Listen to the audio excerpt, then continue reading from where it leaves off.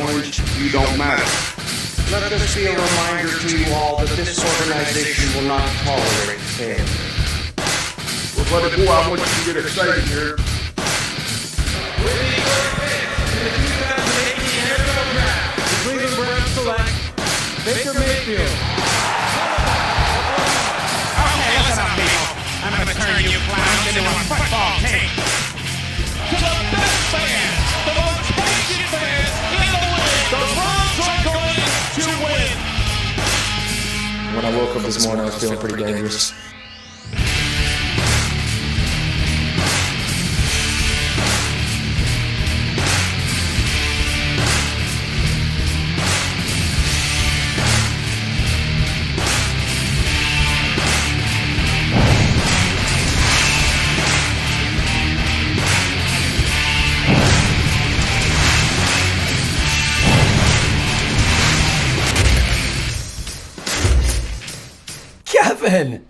Kevin, welcome. What's going on, baby? I got the orange goggles on today. I got the orange goggles on. It's Victory Monday, baby. I don't. Victory Monday. All right, let's get it going in here. Party up in here. No. Oh, yeah, baby. Oh. Victory Monday. Browns are in first place. Woo! That's how you do it, baby. Where are your orange goggles at? I must have lost them in the garbage. Nope. I am excited. The Browns, they did exactly what I said they were going to do. They got it done. They did. Convincingly. In convincing fashion. By the way, ladies and gentlemen, I'm going to be upfront with you. As you can tell, my voice is not up to snuff right now because I lost it losing my mind screaming at this game yesterday. Was this really a lose-your-mind-worthy game? Well, it really was, actually. It was for me. Okay. I think it was for just about everybody else in Cleveland as well. Just because you were right, or? Oh, I was right. No, let's be fair. You know what? Well, we can go to it right now if you want to. Do you have it? Do you want it right now? Oh, I have it because right. I want previously on a very special The on the Barking Barking Lot. Lot show. And here's the part where I'm going to talk every Browns fan off the ledge in one very, very important, simple point. And I want everyone to listen to this because it's true. If the Browns beat Baltimore next week, we're in first place all by ourselves at the quarter pole of the season. What more would you want as a Browns fan? You want this is a statement game. We can make a statement in this division to ourselves, to the fans, to everyone, and say, hey, look, everybody who's just mocking us and giving us all this shit and beating us up and blah, blah, blah, blah, blah. That all ends if we go in there and wax Baltimore. And can we do that? Yes, we can. All right, here's my pick. I'm going with the Browns in this one. I say we go on the road. Again, statement game. This is a statement game for us. I think we're going to get it together. I really do. Statement game. It was a statement game. That's exactly what it was. This was cathartic. This was healing. This is everything that the city of Cleveland needed. This is everything that the Browns needed, what the team needed, what Freddie Kitchens needed. This was it. And I knew that they were capable of doing this. I was never worried. I said it repeatedly last week. Now, I questioned some things that Baker was doing. I questioned some things that Freddie was doing. But I think all of the things that everyone was freaking out about, they can kind of calm down now. They can relax. Can they? They can. They can. Because listen, nobody can give Freddie Kitchens a hard time about the play calling this week. No. Because it was all over the place. It was spread out. The attack was spread out. I mean, Baker Mayfield was throwing passes to every single receiver on this team all over the field. We utilized Nick Chubb. Now, I'll grant that there's probably a lot of people going, oh, see what happens when you run the ball? Look, I get it.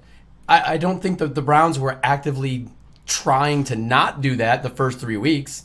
Right. And I mean, the reality is Nick Chubb's not going to run for an 80-yard touchdown every time he touches the ball. True. Some things need to get going. He had a monster game. He's certainly capable of doing this. I'm glad to see it. It's going to be confidence boosting for us. I think going forward, Freddie is definitely going to try to feed it more. He knows what they're capable of, though. This isn't new for us. No. We've seen this. We saw this last year. We know what this team's capable of. And as I said, as long as they get a little bit better every week and they keep gelling and they keep doing a little bit more, just like us, Right. just like us, getting a little bit better every single week, A little bit. everything's going to shake out fine in the end. And I knew that they were capable of coming in here and doing this. I knew what Baltimore, to quote Denny Green, they were I thought they were. I can't even talk right now. No. Because you know what? Here's another thing. If you notice, I'm not even drinking any beer today. I have Gatorade because I drank all of the beer yesterday in my overexuberance and celebratory happiness. All the beer. If you try to go get a beer, there isn't any. I drank it all yesterday. All the beer's gone. As a Packer fan, I got plenty of beer left. So I have no beer. I have no beer today. I'm just going orange Gatorade too, by the way, boys and girls. Orange Gatorade. But I digress. Yeah, I mean. So, but here's my point. Here's the question that I've got. You got this win. Great. You're feeling a whole lot better. Wonderful. It's entirely possible that you keep playing better each of the next 3 weeks and lose all 3 games. It's very possible. Now, starting next week, I don't think so. We'll get to that in a little bit when I give my pick here for this. But we do have a tough stretch of games here. Yeah. There's no doubt about that. And you are right.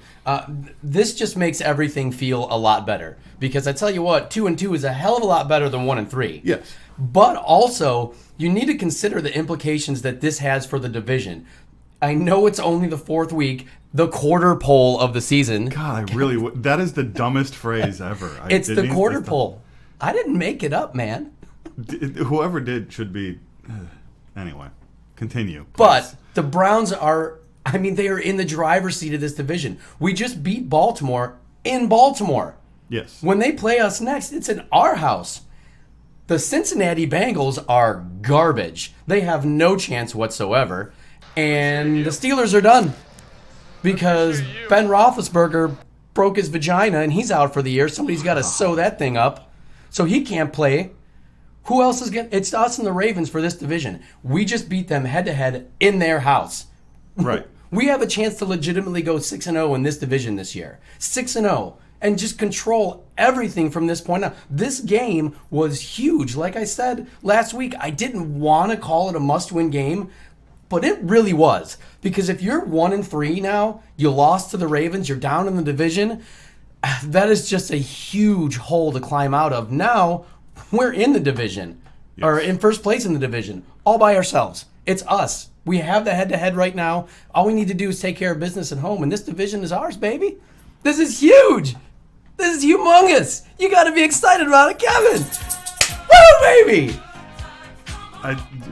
Don't be Debbie Downer right now. Don't be Debbie Downer. You're not bringing us down. I'm not bringing you down. It's celebration time, man. We don't have time for this. Losing 3 games in a row. But they could. I'm with you. Okay. I just think that this builds excellent momentum for this team. And again, if you listen to everybody in the post-game press conferences, which I apologize, I didn't get to, but as I mentioned, I was drunk. So I didn't get that to you this week, but I will in the future. They sounded exactly the same after this win, Right. as they did after the 2 losses that they've had. That's awesome. That's what I like to see. That means that, to me, this team they're very even-keeled. Mm-hmm. They're not getting way too excited about the highs. They're not getting too low about the lows. They're taking care of business. They're doing what they need to do. They understand what their level of performance is. And what is necessary. And is that level going to be good enough to win every game? No, but they understand that. Yes. And as long as they play to that level, if they lose, they lose, but they understand that they have to at least play to that level. What happens from there happens. And again, I have to tip my cap to the defense again stepping up. A secondary is still destroyed. Denzel Ward's out. Greedy Williams is out. We're decimated back there still. And they stepped up again. This defense stepped up. Myles Garrett had a quiet day. He wasn't the disruptive force that we've seen the first few weeks. But they forced Lamar Jackson into some bad throws. They contained him. They contained Mark Ingram. Lamar Jackson was a non-factor in the game. He was. I mean, he got a garbage touchdown out there. If you look at just the stats, you're like, oh, he had a pretty good game, like 270 yards, 3 touchdowns or something like that. You're like, oh, he played well. He didn't. He did not play well. A lot of that came in the fourth quarter when the game was decided already. But again, the defense was fantastic. I mean, they just stepped up, and they are stopping the run. Again, we talked about this last week. Mark Ingram is a fantastic running back. I mean, he's a great, and so is Lamar Jackson. I mean, he's been running roughshod all over everyone for a season and a half now. So for the Browns to step up and again hold Baltimore to effectively nothing, they held them to 18 points throughout the game. They got that garbage touchdown there at the end, but they shut them down in every facet. They couldn't. They didn't let up big plays. They didn't let up big runs. They didn't let up big passes. I mean, the Browns really took it to them in every phase of the game too. We ran on them hard. Baker was accurate. He was stepping up into the pocket. A lot of the things that people were worried about with Baker, that they were dogging on Baker for, some of those things started going away. I even texted you at one point during the game. I was like, oh my God. I'm like, did I just see Baker Mayfield step up in the pocket? And what happened? A strike. He delivered a strike. Jarvis Landry was on fire. He impressed me yesterday. And that's one of a huge it's a dynamic that this team has just never ever had before, to have this level of talent.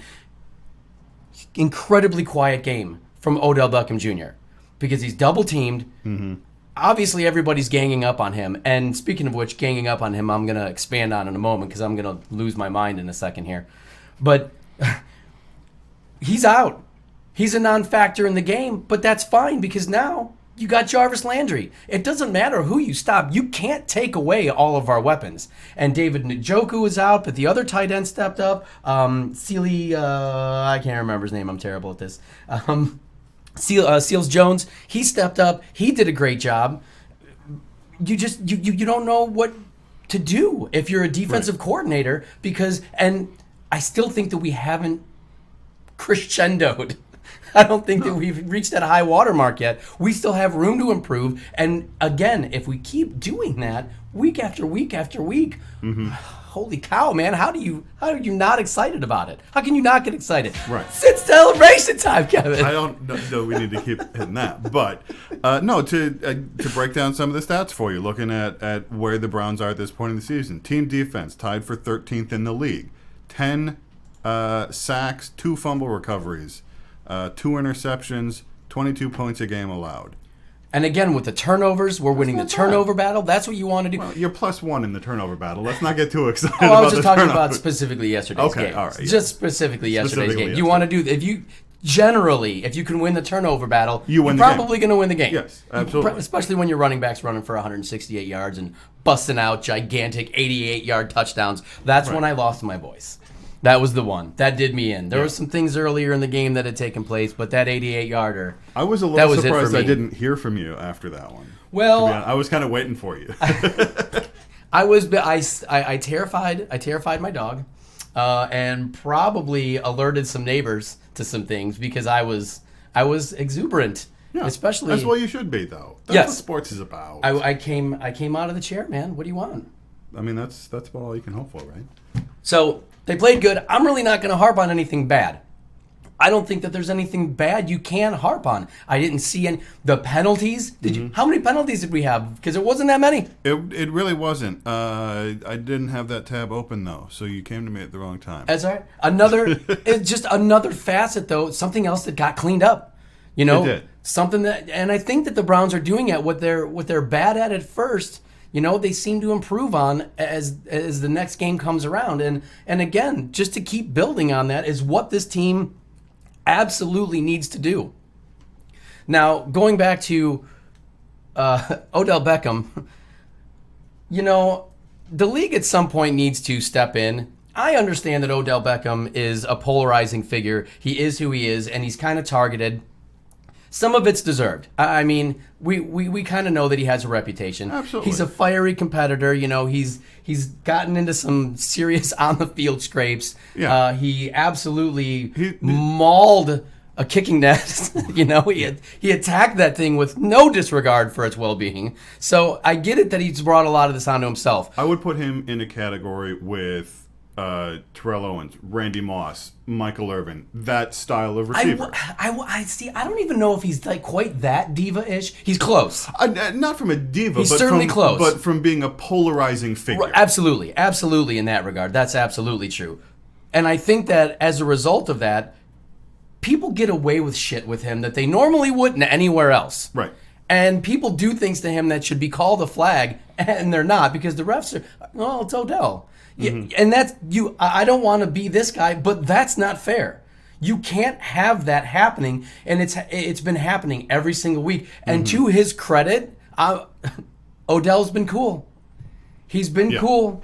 He's been calm about it. He's dealt with it well, very diplomatically. I don't know if he's going to be able to tuck that back all season. I think eventually at some point, Odell's going to come out and he's going to say something, but he's in a new environment. He's trying to, ingratiate himself to his teammates, make a good impression on the city, the fans, the organization as a whole. But at some point, he's going to be like, what the F? This is ridiculous. Well, and I think there's another way to handle that, though. You could take the Tom Brady approach, which is harder for receivers than, a 50-year-old quarterback or whatever the heck.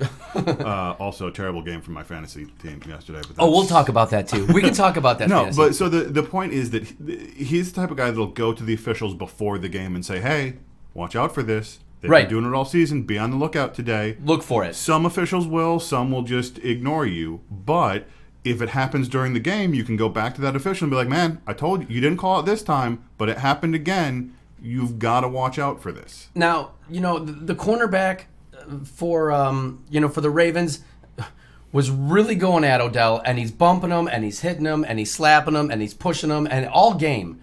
And finally it kind of boils over. There's a little bit of a kerfuffle. There's some fisticuffs out there on the field. And again, hey, you know what? Emotions flare. It happens. It's football. But when you're on top of Odell Beckham Jr. and you're choking him and you're like literally trying to murder him, I think that at least warrants a flag. Maybe, an ejection as well, because you can't just choke somebody the hell out. Right. Unless you're Wayne Brady. That's slap a bitch. I think there was choking too. All right, well, I don't whatever, know. man. But I'm not so hip anymore. You're always hip. You're hip to me, Kevin. That's all that matters. That's all that matters, Kevin. You're hip to us here. You're loved.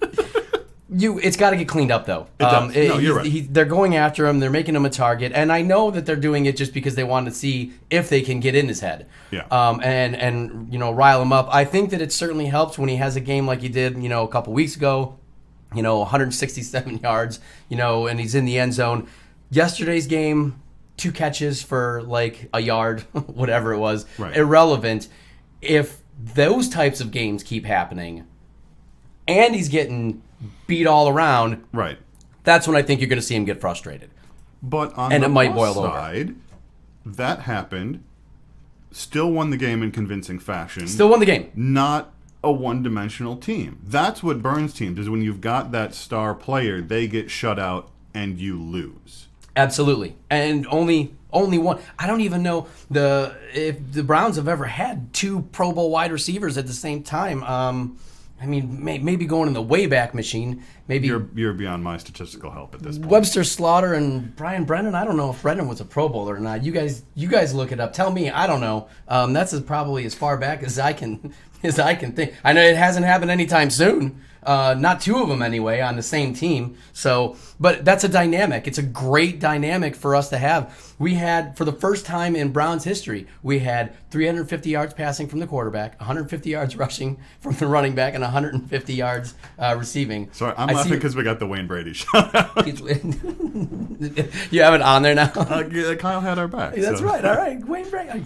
Thank you, Kyle. I appreciate it, baby. Thanks for watching. He does also point out that Odell's contributions went further than his lack of yards and catches, blocks, focus from the defense, etc. Oh, well, so sure. He's helping out. Of course he is. He's pulling defense. When he's getting double and triple teamed, you're just chopping the entire top of the field off, and we can do whatever we want. Yep. Now, that's a situation then when I don't mind if Baker's going to take some time and try to wait for a route to develop down the field, because if you got guys that are all focused on Odell, and we have our other weapons going down. Hey, I'm cool with that. Yeah. And that's what you need to do, and it's great to have that. Again, a luxury the Browns have never ever had before. So this is fantastic for all of us. That's another point that you brought up last week, talking about even if those routes don't develop, if the protection from the line is there and Chubb flares out, that's another check down that you've got to open up the offense more. And you brought up the offensive line. I'll touch on them again as well. Fantastic job by the offensive line. I mean, they kept Baker clean. They gave him good pockets. Again, Baker progressed in this game. He made use of the pockets. He did. There wasn't any wild running around, running out of the pockets, trying to force things or make things happen. The Browns were playing within themselves. They were playing disciplined. To me, I think that this is where every Browns fan who was watching the sky fall, shut up, man. I mean, it's the truth. I never thought there was a reason to panic. I talked about it. I said that there wasn't. It was just going to take some time for this team to gel, and it did happen. And that's all we want. This is going to be a fantastic season. I'm not going into that, we're going to win the Super Bowl thing. I think that's a little lofty as far as expectations go. But winning this division and going to the playoffs and stealing a playoff win. The playoffs? The playoffs. Listen, man. You clearly have the plague. I think I do have the. I tell you what, I felt like I did this morning when I woke up.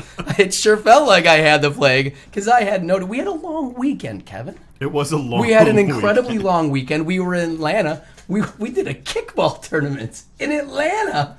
We did. This was one of the more interesting side projects that I think we've ever worked on. But it was like 116 on the field. Yeah, it was We terrible. were out there for what felt like 6 million hours. All of the hours. All of the degrees.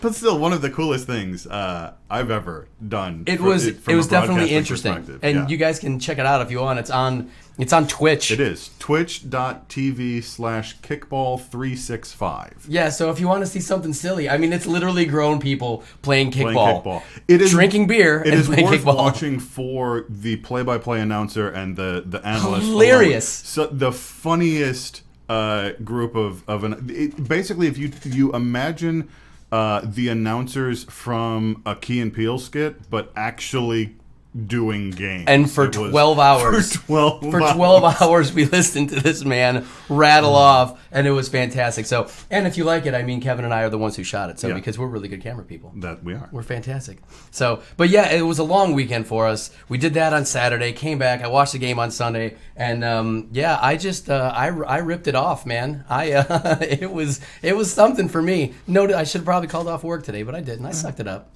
I got the job done. Look at you go. Yeah, I'm good. Going back to your earlier point on penalties. Okay. I finally caught up to you. Once again, improvement on the penalty front, down to 6 penalties for 41 yards. I can live with that. I can absolutely live with that. I have no problem whatsoever with that. Now, again, everybody was talking, Freddie Kitchens, and he's undisciplined, and what is he doing, and blah, blah, blah, blah, blah. Shut up.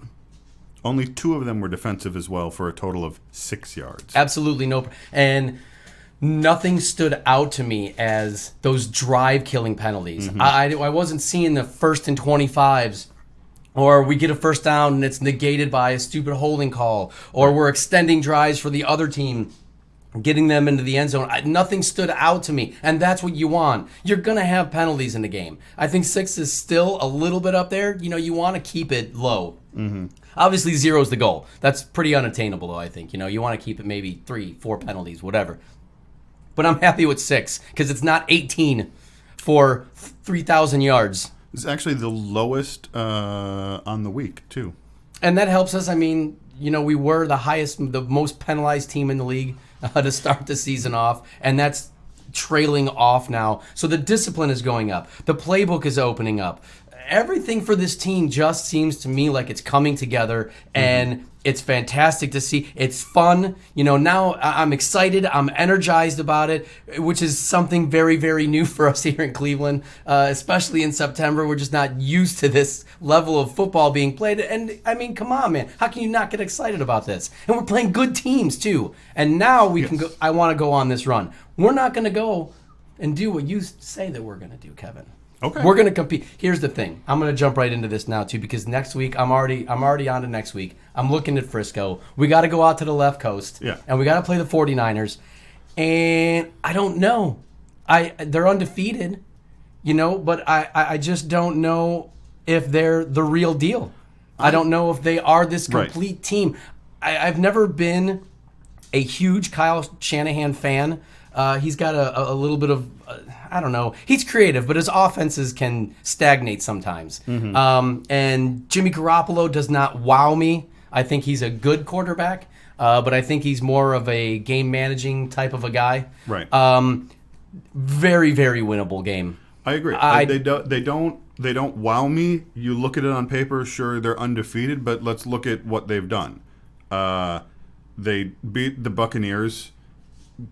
Doesn't impress me at all. Well, Tampa Bay, however, just went in and waxed the Rams. Okay, all right. I think that was kind of fluky, but whatever. Shellac the Bengals. Who cares? Who wouldn't? And barely got by the Steelers.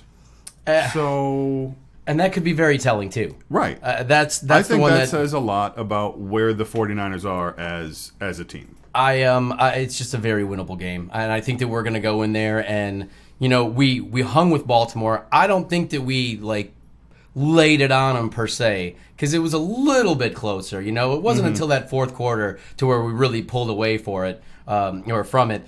The San Francisco game, I think this is to be the one where the Browns can just go in and just lay it on somebody. Go into a halftime 24-0, 24-3. Right. This game's done. It's decided. And you get to that point where you can impose your will on the other team. If you want to run the ball, you can run it. If you want to throw it, you can throw it. If you shut them down doing whatever they're doing, you go in there and you do that too. And that's the level that you want to attain. That's where you want to be. We played good. We're playing more consistent. We're playing more disciplined. But we want to be able to go in and absolutely dominate a team. Yeah. And I think that we can do that next week. Interesting tidbit for those of you gamblers out there. Gamblers. And this is early in the week, obviously, but the Browns are 3.5-point underdogs to San Francisco, which for a road game tells me if it were at home, they're probably 3.5-point favorites. I could buy that. I could absolutely buy that. A line that close on a road game, again, not at all suggesting anyone to Adam. Oh yeah, well, we gotta say hi to Adam. Maybe we give him a little plug for his gambling podcast. Adam, get us your podcast. We'll get your we'll plug you here so people can listen to some expert gambling advice from our resident gambler. Yeah, the resident degenerate. We'll bring him on. I like that. Live from Mike's basement on a humid afternoon. It is humid. Listen, I'm sweating right now because we live down here. Yeah. On the surface of freaking sun. It's warm. I can't take this anymore, man. But that's all right. I'm just sweating because of all the beer. Again, excited. Excited. Tied it off, man. All right, so I think that's... P-Dub's got another comment. Hold on. Let's see. We're introducing new technology here, too, by the way. By the way, if there was any freezing of the picture or anything else, I don't know. We're trying some new things here. We're always adding new toys and gadgets. It's saying we're at 0 drop frames this week, so I'm that's feeling great. better. All right, no drop frames. I have a drop voice, but no drop frames. No missed punts. He's talking about the OBJ pass. Yeah. Listen. And he's right, though. OBJ's got himself an arm. OBJ's got an arm because he chucked that ball way downfield. I wanted to see that. I wanted to see that completed. I forgot who he threw it to. Was that Ratley? I think it was Ratley that he threw it to. You got to catch that ball, man. Come on. That's absolutely inexcusable for that to happen, especially coming from OBJ. You got to hit that, man. What are you doing? What are you doing? Catch the ball. That would have been a bomb-ass play to complete. But his point is, Freddie calling Freddie plays. Yeah, and look, I'm not beating up on Freddie Kitchens anymore. I mean, I gave it to him a little bit last week on a few things. I'm not getting in his kitchen like everybody else wanted to do earlier in the season and come down on him because I just didn't think it was necessary. Right. I didn't, and I thought that we had a great balance. I thought that we had just absolutely fantastic play calling all the way around. I'm not poo-pooing. I'm not poo-pooing anything that I saw yesterday. One thing. I take that back. I'll poo-poo one thing. We're up 24-18. We score a touchdown. We're up 30-18. Why are we going for 2? I feel like that's one of those things where coaches have that wristband, and it's like, if the score is this and there's this much time on the clock, yes, you go for like it needs to be, going for 2 to me needs to be less analytical, more gut feel. I don't understand that you kick the field goal or the point after and you're up 31-18. It's still a 2-score game. I guess maybe he's thinking, well, if we give up 2 touchdowns, it's still a tie game. But I mean, what kind of mentality is that? You know, Right. Just kick the ball. It didn't cost us anything. I mean, it didn't hurt, I guess. It was just a weird thing to see. I was like, why? It kind of confused me. It's not really a gripe. It was just more of a, I was a little confused by it. That's all. But Understandable. again, no poo-pooing from me this week, though. And I think some of the things from last week, in the intangibles, I guess you would say, where there is a bonehead play called, he comes out and says, nope, that's on me, not on anyone's, playmaking ability, not on any of that. That's my call. That's something that's going to get players to do that extra bit for you Yes. in coming weeks. Yes. And I think you probably start seeing dividends pretty early on that. Can I point to a single play yesterday that, because he was the guy who was going to, Right. buck stops with me, that someone did something extra special? No, but that's the thing that you're not going to necessarily notice, but will have an effect. Those are the little things, too, that you're... this team and this organization has been mired in suck for decades. And establishing a culture of winning takes time. And it takes those little things. Yeah. You know what I mean? It takes all of that stuff to do it. So I was happy to see all of it. Yeah, I'm good. I'm good, baby. I'm ready to go. I'm ready to bring on next week. Let's get a plug in for our unofficial sponsor we here. gotta too, officially do next week, though. You can't just skip right along. Oh, we got our graphic back up. Okay, we still have a graphic up. We got a graphic. We got to first of all, we got to celebrate. You're 3-1 on the season. I now. am. I am 3-1. I'm good at this. You know what else I'm good at? Fantasy football, Kevin. I'm good at fantasy football because my team kicked the shit out of the team that I was playing. Do you know who I was playing, Kevin? I think you were playing me. I was playing you. You were playing and me. I dominated you. I did. You did. It was bad. Well, I mean, I had Chubb starting. What do you want, baby? You had half the Browns starting. Listen, I don't You even have care. 4 Browns in your starting lineup. Okay. It's the most ridiculous thing ever. I don't even Shut care. up and talk about San Francisco. All right, San Francisco. Mark it. It's a win. This is a win for the Browns. I'm calling it a win. Now, I told you before. You said you didn't care about it, but I called the score on the game before the game started yesterday, and I said I never saw it in writing. I That's all said I'm saying. 38-17. I never saw it in writing. So I was close up until that garbage touchdown never at saw the it. very, very end. But I'm just saying. So I'm definitely taking San Francisco, or I'm taking Cleveland in this game over San Francisco. I just don't see it happening, and I think it's going to be in dominating fashion.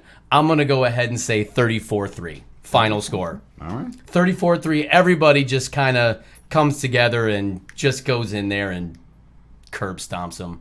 Yeah. just a beating. And we come home riding high. Who do we have after this, too, by the way? Oh, now you want to jump back? Oh, I can we go jumped back? ahead to your keys. Yeah, Oh, no, we see. can go back. We can go back. Can we take Boom. a look? Okay, You then we got- have Seattle. Yeah, Seattle comes in at next. home, but then you got to go to the Patriots. And after I said this last week, after seeing the Packer game, Denver's not a Tom concern. Brady looked very, very mortal yesterday. Very, very I mortal. am very, very aware of how mortal he looked. I'm very excited about that. Maybe He got me 3.7 points Yes. in fantasy. He's Yes. normally good for like 37. Yeah, no, points. not yesterday. Not yesterday. very, very mortal. Yes, very mortal. All right, keys to the game. Keys to. Let's see what we got. What did I come up with? What kind of? Oh, I just talent typed level stuff I- in. I don't know. Oh, okay. Yeah, this is it. Keep it going. Run the ball. That's it. There's no overcomplication to this. This isn't like anything that needs to be thought out and gone over extensive. Just keep doing what you're doing. Do more winning. Do more winning. Score more points. Running the ball, I think, is the biggest thing. we saw what happens when we unleash the beast that is Nick Chubb. Just keep feeding him. Keep feeding him until they stop you.